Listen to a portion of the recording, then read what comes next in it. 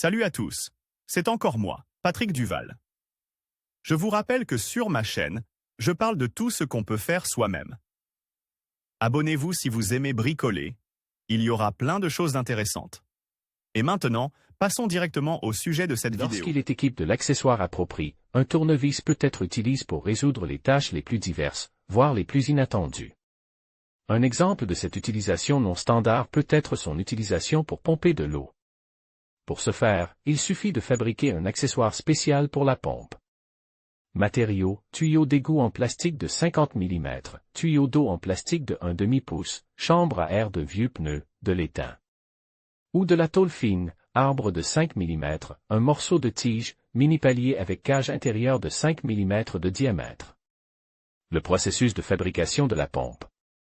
Le corps de la pompe à eau est constitué d'un morceau de tuyau d'égout de 40 mm de long. Il doit être bouche d'un côte. Pour ce faire, vous pouvez dissoudre un autre morceau de tuyau dans le sens de la longueur, l'aligner à l'aide d'un sèche-cheveux. De montage, découpez un bouchon dans la plaque obtenue et le collez sur la pisse. Un trou pour l'arbre est ensuite percé au centre du bouchon. Sur la face extérieure du bouchon est collée une bague découpée dans un tube quelconque, dont le diamètre intérieur correspond à la taille de la cage extérieure du roulement choisi. Après durcissement de la colle, le roulement est pressé dans la bague. 2 trous sont percés au centre du côte du boîtier opposés l'un à l'autre. Un morceau de tuyau de 1/2 est inséré dans chaque trou. Les joints extérieurs sont collés avec de la colle époxy, car ces éléments seront sollicités à l'avenir. Un disque de 48 mm de diamètre est découpé dans de l'étain ou une tôle fine. Un trou est percé en son centre. Il est marqué en 5 secteurs. 5 plaques de 20 x 30 mm sont découpées dans la même tôle.